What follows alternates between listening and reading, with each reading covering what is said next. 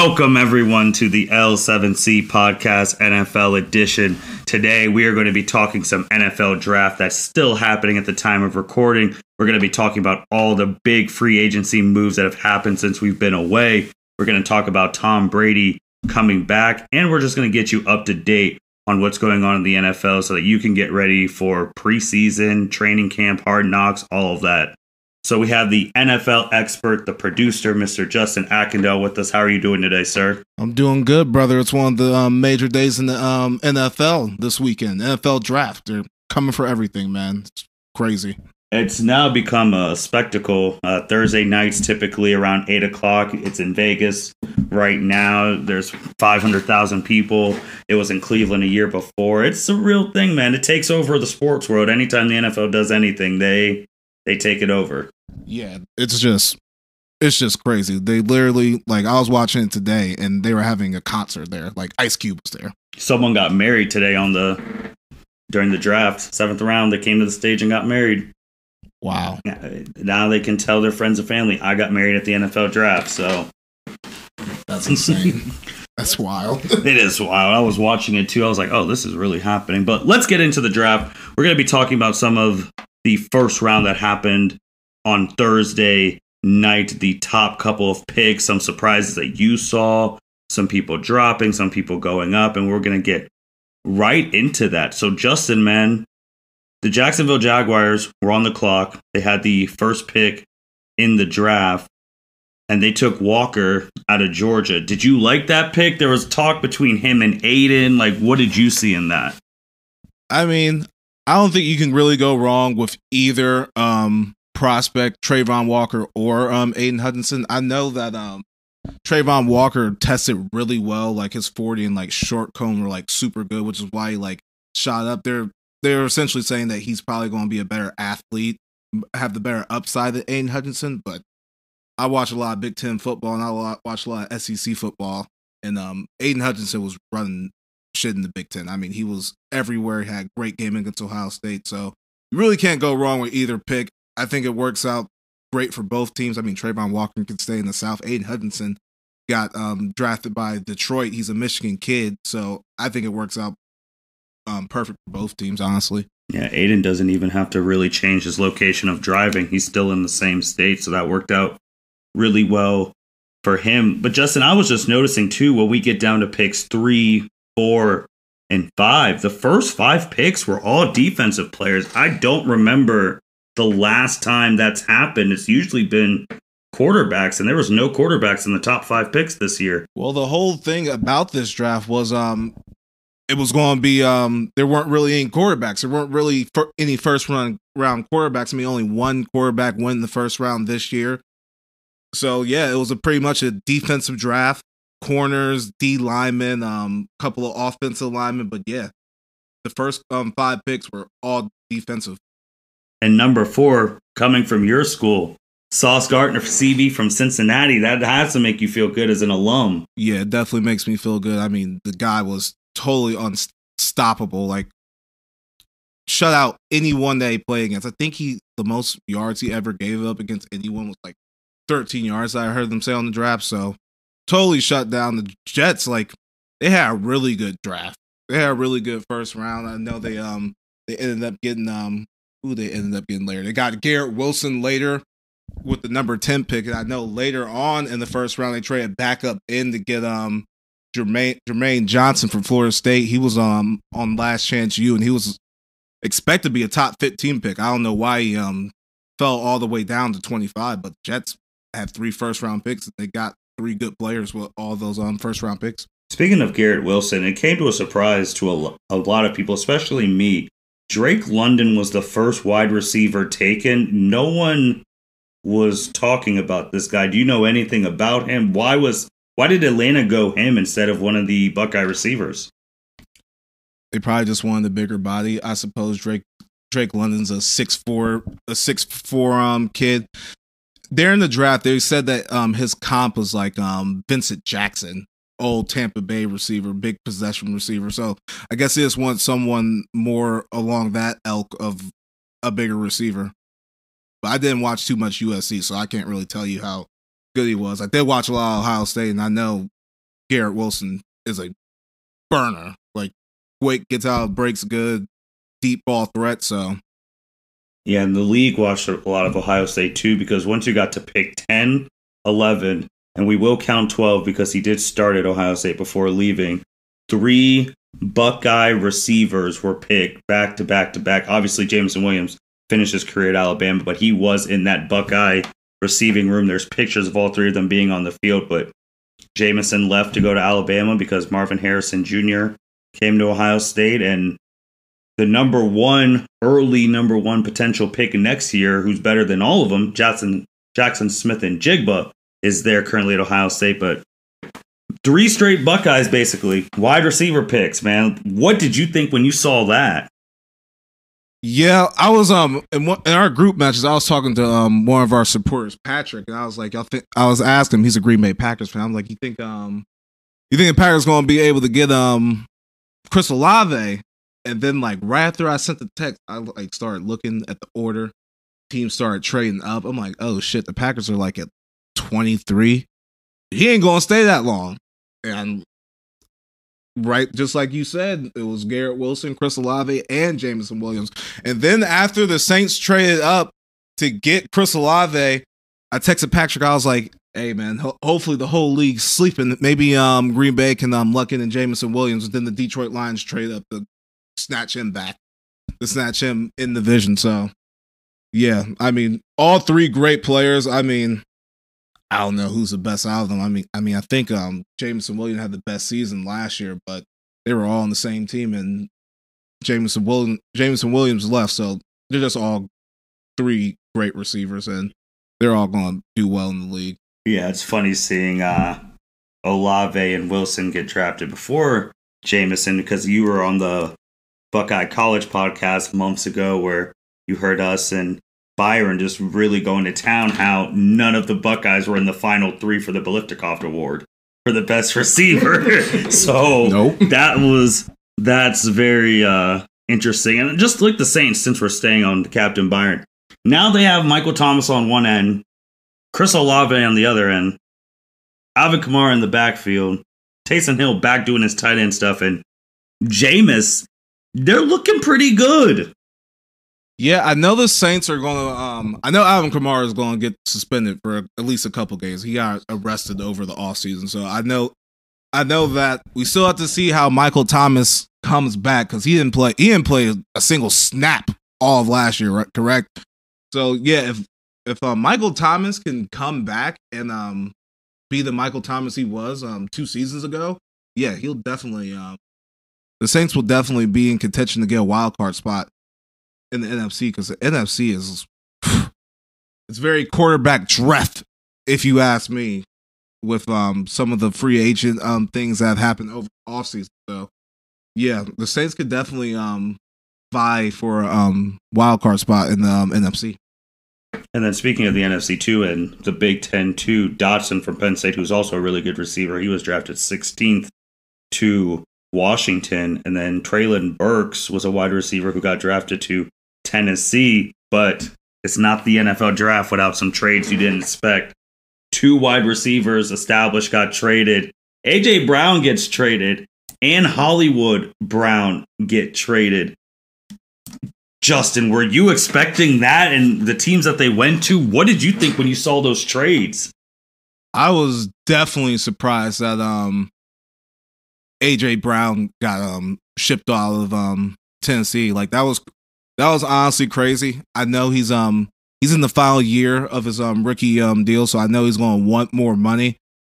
The Titans ended up drafting Malik Willis today. No, actually, it was yesterday at time of recording in the 3rd round, I believe. So yeah, they're definitely going younger at quarterback. I know they paid Ryan Tannehill. I know they paid Derrick Henry. The Titans are basically saying, we don't have enough money for you, AJ Brown. We don't got enough money to keep up with the Joneses and give you $25-30 million that some of these guys are getting. So we're going to trade you to Philly and then draft your replacement with our 1st round pick. And with Philly too now, in your favorite team in the NFC East with the Cowboys, now they got Devontae Smith, AJ Brown, they're investing in Jalen Hurts. Like, they're saying, we are giving you the ball. Like, we're giving you all the tools and weapons. You got to make it happen now. Yeah, Jalen Hurts, and like it's going to be a theme. The NFC wild card race is totally up for grabs. So they're definitely going to be in the hunt for it with some of the picks they made. I know they drafted Jordan Davis, a big defensive tackle from Georgia, in the first round. So getting the defense right. Yeah, the Eagles are if Jalen Hurts can make a big leap, that they'll be able to do some things in the NFC East. And then Hollywood Brown gets traded to Arizona, and Lamar Jackson was tweeting when it came out. He was saying WTF. So obviously he did not know anything about this trade happening, seeing his response. And he gets to link back up with Kyler Murray, who tweeted saying, let's go. We're all in this now. The same Kyler Murray who this whole offseason, is he going to get traded? Are they going to give him his money? He's trying to get his money 2 years early when he truly hasn't proved that he deserves that money early. If we're being honest, he's made us look stupid because at the beginning of the season, he'll start really well. And then near the end, he just fizzles out and dies in the playoffs. So what did you think about Baltimore just getting rid of Hollywood Brown? Yeah, this is definitely, Hollywood Brown was a very productive receiver for them. He had like over 90 catches for them.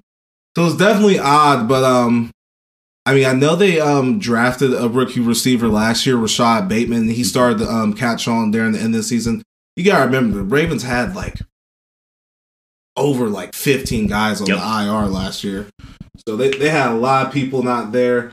They're gonna have J.K. Dobbins coming back off injury, so their running game should be better next year.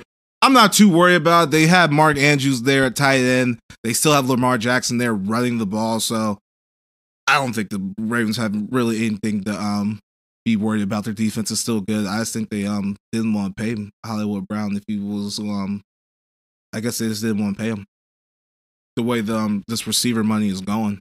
I don't know if you can't be not worried, because now if you look at the AFC North, not all of you are getting out. You got Cincinnati, who just went to the Super Bowl. You got Pittsburgh, who Mike Tomlin just does not believe in losing seasons. You have Cleveland now with Deshaun Watson. Oh, God, I forgot about him. So it's like, one of y'all are not making it out. One of you is going to not make the playoffs. So it's like an arms race. And you want to talk about the wild card in the NFC? The wild card in the AFC is going to be a bloodbath, because you have those 4 teams in the AFC North, and then you have the AFC West with the Chiefs, the Broncos, the Chargers, and the Raiders. Obviously, those are 8 teams. All of them aren't getting in. Then you got the Bills. You got the dude in New England who's named Bill Belichick. I mean, you could throw the Dolphins in there. They caught fire, but then we know the Brian Flores situation. They just effed that all up. But they made a big free agent signing that we'll talk about. You could talk about the Colts. They made a free agent signing we'll talk about too. Like, it's tough out there, man. Yeah, the AFC is a meat grinder. Like, that's going to be the conference to watch in the NFL next season. CBS for 25 games is going to be where it's at Sundays in the fall, because the AFC is going to be a bloodbath. I cannot wait for it. Oh, yeah. They'll have all AFC games except for the ones where they get the Cowboy ones. Like where they get the random Cowboy games, except for when they're not on Fox. Yeah, I'm just saying, with how good all those teams are in the AFC, like, those are going to be the highest rated games all next year. Those CBS late window games. Easily. So, speaking of one of the AFC North teams, the only team to take a quarterback in the first round, the Pittsburgh Steelers, staying at home with Kenny Pickett. A lot of people were a little confused because they just signed Mitch Trubisky. What did you see in that pick? Do you think Pickett has a chance of starting over Trubisky? Do you think they're going to just have them compete? What are you thinking? I think Mitch Trubisky can start over. Not Mitch Trubisky. I think Kenny Pickett can end up starting over Trubisky. Yeah, I think Kenny Pickett can end up starting over Mitch Trubisky, because Kenny Pickett was a 4-year starter. Like, he was a senior. So, bunch of games played. Like, the big knock against him is he has little hands, which can be a problem because he plays in the AFC North, and like, it gets cold in December up in those cities that that he's going to be playing in. So that does concern me a little bit, but yeah, I feel like they're going to compete out over the summer and let the best man win, but I think it'll end up being Kenny Pickett in the long run. Running joke in the NFL draft for the past 20 years, Packers don't draft any offensive weapons in the first round. They get two first round picks this draft. They do not take an offensive weapon again in the first round. They took two defensive players. Walker, the linebacker from Georgia. They actually got two people from Georgia. Walker and Wyatt. Both very good players, but not offensive weapons. What did you think about the Packers not doing that and also not making a move at that point in time? There's still months to go for Deebo Samuels, who wants out. Yeah, I mean, the Packers, they do what they do. They follow their board to a T. They said, look, Aaron Rodgers, we're going to pay you all this money, but we're still not going to do whatever the fuck you want us to do, because they got two defenders in the draft, but two Georgia defenders. So I think they're going to end up being good. So I think that's going to work out. And then they traded up in the second round to end up getting the wide receiver from North Dakota State. So I guess that was their plan all along. As much shit that we give the Packers, they do draft well. Their players that they end up drafting always turn out good. All their late round linemen that they end up drafting always end up developing being starters. So I'm not worried about what the Packers end up doing, but it is going to be interesting to see how Aaron Rodgers does with his lack of weapons this season, because they really did not solve the issue in the draft. No, not at all. Justin, anything else on this first round in the NFL where we go to where the real meat and potatoes of this offseason was the free agency? Nah, man, that's all I got for the draft, honestly. And you've stated before, the NFL draft is definitely not like the NBA draft, obviously, because you have 7 rounds, and you can find really good players in rounds 3, 4, and 5 in the NFL draft. I mean, most of the NFL is undrafted. That's all you need to know about the NFL draft and how they pick players opposed to the NBA. There will be players getting drafted today who will end up being stars. And I do want to talk about the quarterbacks a little bit, because Desmond Ridder from Cincinnati, he got drafted by the Falcons in round 3, I believe, and then Malik Willis got drafted by the Titans a couple picks later. I think that is great for them. Desmond Ridder said Atlanta's going to get a Super Bowl out of him. I don't know if you saw that quote. I did not see that quote, but that's good for them, because those aren't bad franchises. They're not bad franchises, and they don't have to start right away. The Titans shit were just in the playoffs last year. Yeah, they were number 1 seed in the playoffs. The Falcons have Arthur Smith. He was the old offensive coordinator in Tennessee, so he was the one who, I guess you can say, fixed Ryan Tannehill. So I just think those guys got put in great situations, as opposed to being, a top 5 pick, being a Trevor Lawrence that was stuck in Jacksonville last year, and you saw how that went. So yeah, I really like it for them. There's a whole bunch of issues with Jacksonville on that thing. But Justin, man, the real thing, maybe because this draft felt lackluster for the common fan, is because free agency was wild. And I'm just going to say it. Jacksonville messed it up for all the owners, all the GMs, because it all started with Christian Kirk and giving him all that freaking money. 4 years, $72 million. Christian Kirk, third receiver on the Cardinals. So when all these other wide receivers saw that, they were like, if the third best receiver on the Cardinals is getting $72 million, oh yeah, we gotta get this money. And then it just all went downhill with all of them, man.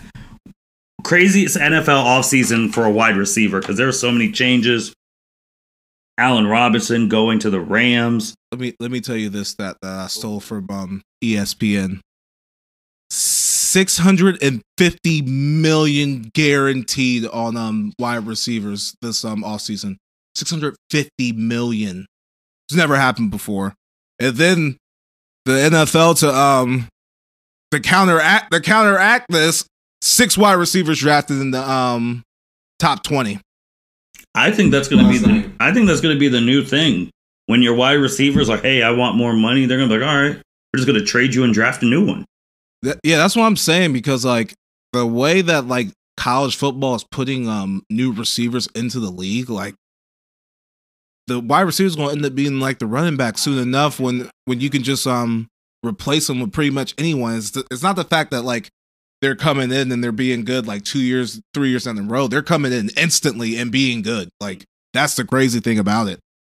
What wide receiver move do you think is going to have the biggest impact? Obviously, Devontae Adams, he's gone. He's not in Green Bay. He's in Oakland now. You got freaking Tyreek Hill in Miami. Now you have A.J. Brown with Philadelphia. What move do you think is going to be the biggest wide receiver move that's actually going to make an impact in the league? I would say, honestly, I think the A.J. Brown pickup is huge for the Eagles. Like, that is a great signing for them because they've been struggling for years to try to pick up the right receiver. I know they drafted Jalen Reagor a few years ago. He didn't really work out. I know they had Alshon Jeffrey and Nelson Aguilar a few years back when they won the Super Bowl. So they've been searching for a receiver help for a minute now. And I think A.J. Brown, you got to remember, A.J. Brown, that game against the Bengals in the playoffs, he went off. Like, he had like, I think it was like 4 catches for like over 150 yards. So like, that man can definitely play. Tyreek Hill going to Miami was shocking. I don't think it's going to be like, don't get me wrong, it's going to make the Dolphins better, but like, I don't think Tua has the ability to really unlock Tyreek Hill the way that Patrick Mahomes does. So we're being completely honest. I don't think they'll run the scheme. I just don't think they'll run the scheme. In theory, they are a very good team on paper. Miami. The Dolphins? Yes. I mean, if you've looked at, they obviously started terrible, but then they won like 9 straight. The year before, they were like 10-6, missed the playoffs by 1 game. They got Waddle on one end. Defense is really good. If they would have kept Brian Flores, I would have been saying this could be a wild card team, but it always comes down to Tua, and I think this is also almost a similar situation thing with Jalen Hurts. We're giving you all this stuff, put up or shut up, or depending on what happens next year, we're going to have to be looking elsewhere. Well, the Dolphins' new head coach is Mike McDaniel. He was in the Kyle Shanahan coach tree. He was with the 49ers. So if this Mike McDaniel is anything like Kyle Shanahan, he should be able to get a lot out of Tua and a lot out of Tyreek Hill. Like, Tyreek Hill can definitely play the Deebo Samuel role that he played in that Deebo played last year for the 49ers. Tyreek Hill can definitely do that role in Miami if it comes down to that. And there's a lot of wide receivers who are still free agents.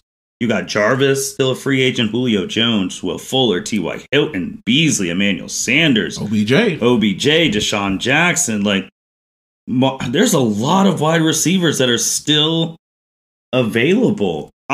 You guys, Cowboys, you guys gave whatchamacallit to Cleveland. Amari Cooper to to the Browns. Yeah, to the Browns, yeah. So are you guys looking for any of these veteran receivers? Because I know we drafted someone, a receiver with our 3rd round pick. He was from like South Alabama. I looked at his stats. They were pretty good. But yeah, I can definitely see the Cowboys in the market for a receiver. I know we drafted another tight end. Dalton Schultz is we franchised him. He's our good tight end. So yeah, I could definitely see us in the market if the price is right. I mean, we paid Zeke all that damn money, so I don't know how much money we got. And then the biggest free agent move was the Browns getting Deshaun Watson. Oh, I thought you were going to say Russell Wilson. No. He actually got traded, though, so that's not a free agent move. He did get traded to Denver, but I would say the biggest move, just because of, obviously, the situation and the whole contract guaranteed, $230 million. And then there's only $1 million on the first year because they're anticipating him being suspended, which is a whole other sign that you're anticipating him being suspended. So you're only going to have like him miss $1 million. Then he'll get the rest at the end. That was the biggest offseason move because now these owners are like, what the hell are you doing, Cleveland? Guaranteeing all that money because now all these quarterbacks coming, Lamar Jackson, who still hasn't had a deal done, like those quarterbacks. Like, you got Herbert in a couple years. You got Burrow.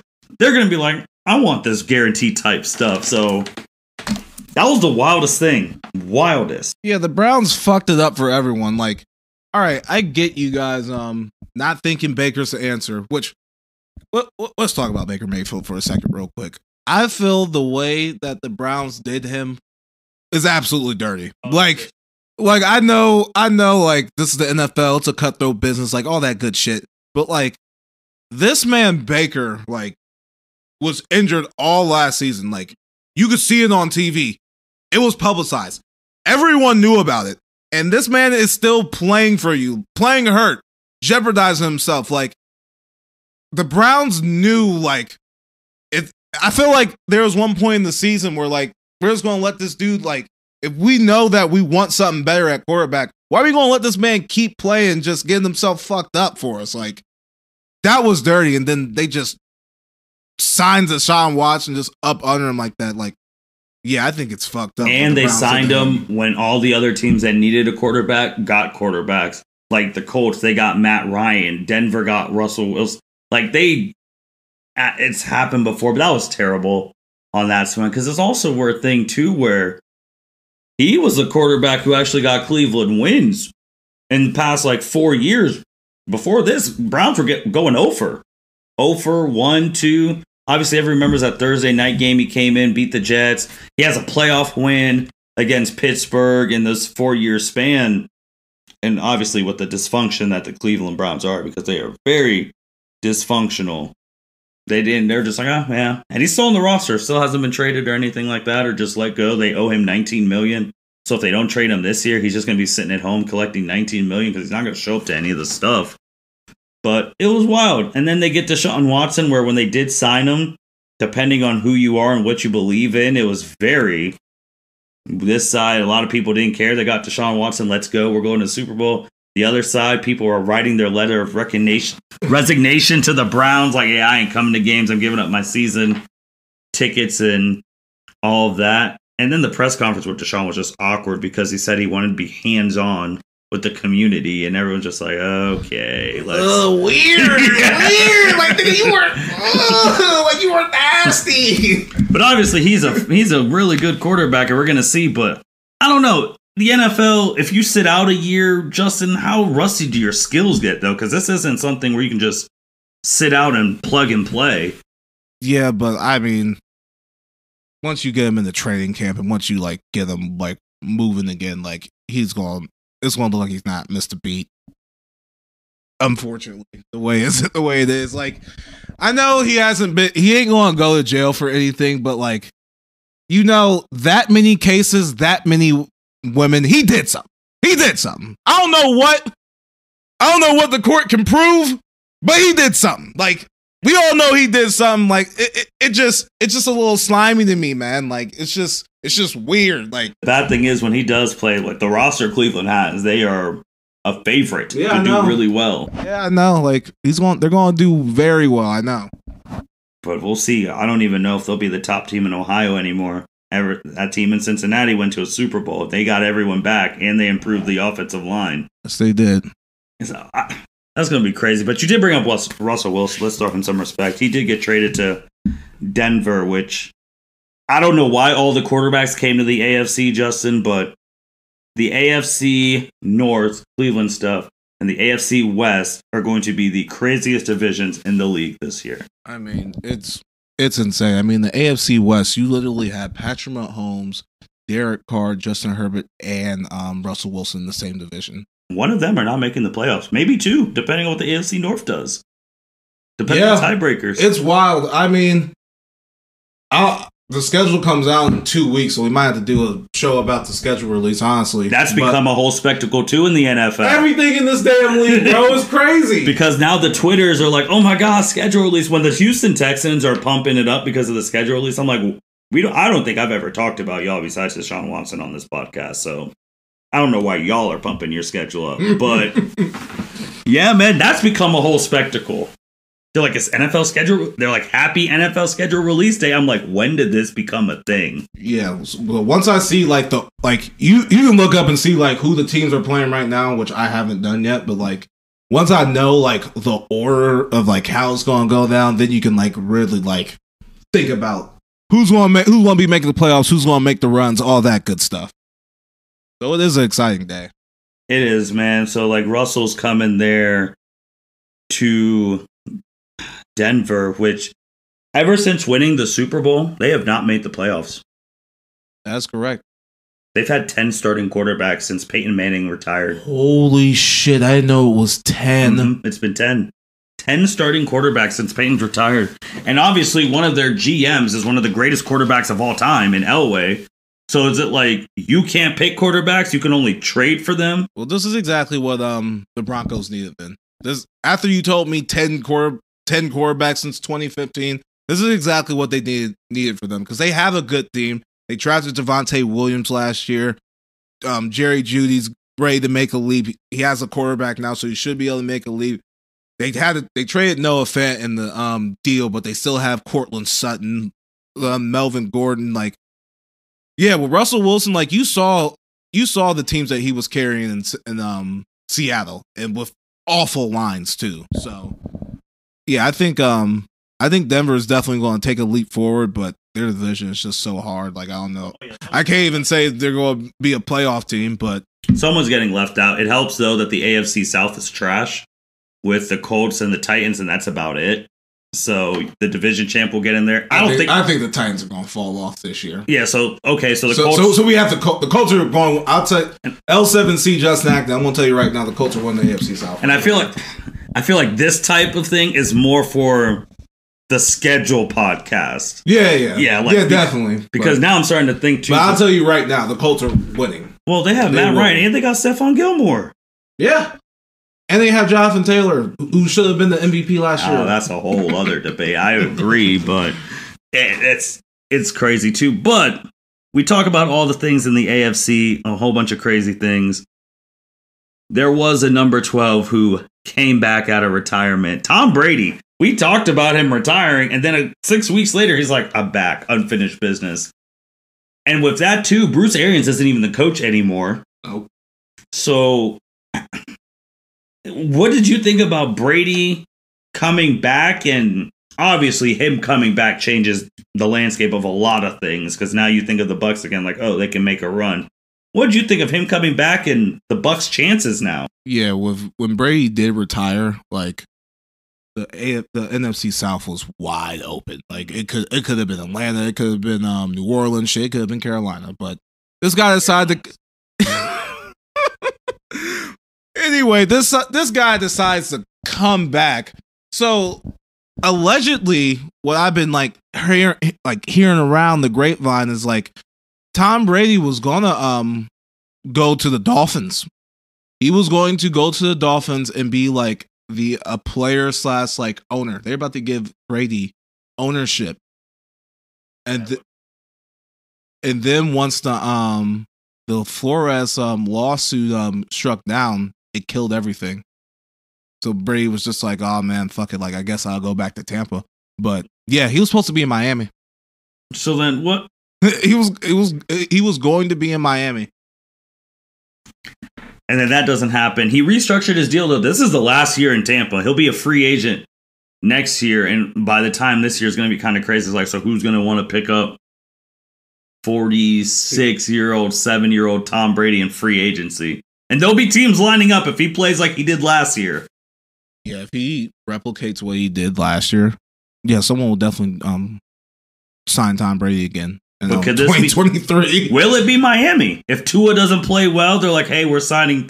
It could be a Jameis situation.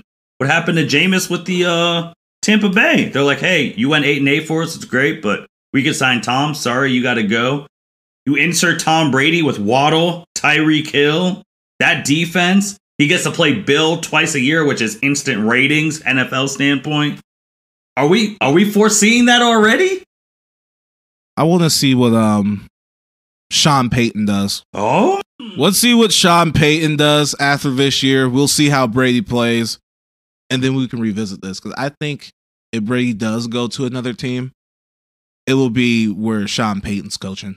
Because I believe in that little report about, Dolphins, Brady, ownership, coach. Sean Payton was supposed to be coaching the Dolphins. So it would have been Sean Payton, coach, Tom Brady, owner / QB. Part owner / QB. That would be freaking crazy. since we don't have the schedule, there is something we do know. NFL, first time, going to have 3 games on Christmas. They had success with the games last year. The Browns freaking Green Bay game where Baker threw like 4 picks and they were still had a chance to win, had 48 million people watching. Ridiculous. And yeah, Browns Green Bay game on Christmas. They're like, all right. And Christmas is on a Sunday this year. So they're doing 3 games on that Sunday. The rest are going to be like on Christmas Eve, Saturday. Yeah, Christmas Eve on Saturday. So you're going to have Christmas Eve, Saturday games, 3 games on Christmas Day, Sunday, and then Monday Night Football. Man, what if they have big ratings again, Justin? They might just be like, you know what? Sorry, NBA, we're just gonna take over Christmas too. I've already heard some talking heads on the radios like, hey, you just rent stuff until the NFL comes back and takes ownership. And I thought that was the wildest thing I've ever heard. I don't see the NFL running games on every Christmas day. Like if Tuesday's a Christmas day, I don't see it.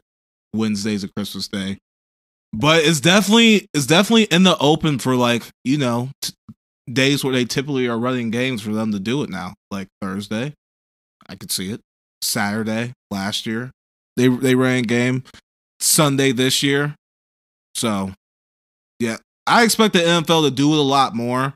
But if you have a Tuesday Christmas, it's going to be the NBA's day because we're going to have our 5 games all day long. I don't think the NFL is going to be running games on a Tuesday Christmas Day. It's a good thing they're on different networks since the NBA is going to have ABC and ESPN, and then the NFL has like CBS, NBC, and Fox. Because the NBA does run the 5 games. Now you gotta put good games for the NBA. Typically they schedule good games, but the NFL, I think they're gonna come with some heat on that Christmas. These NBA players don't start trying until after the All-Star break anyway. Like basketball is not worth watching until after February anyway. Well, so. I do think that's going to change next collective bargaining agreement. What, in the NBA? And start playing. Ben Simmons and Kyrie messed it up for all of them. Oh, I definitely agree about Ben Simmons fucking up for everyone. That's for goddamn sure. It's over. They're going to have the Kyrie rule. They're going to have pay to play. Yeah.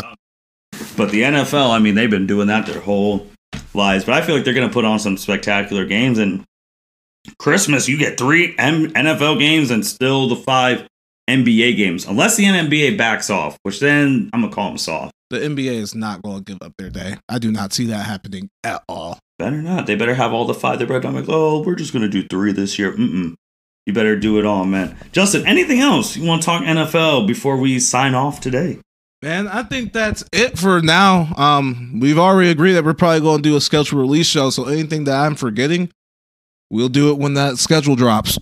No, I think it is. I think that's a good thing. Everyone's updated. We're going to do a schedule release one, seeing how these teams in the AFC, who's going to be playing who, cross-conference wise. That's a big deal. And then, yeah, we're going to be ready to go. Justin, we're good? We're good?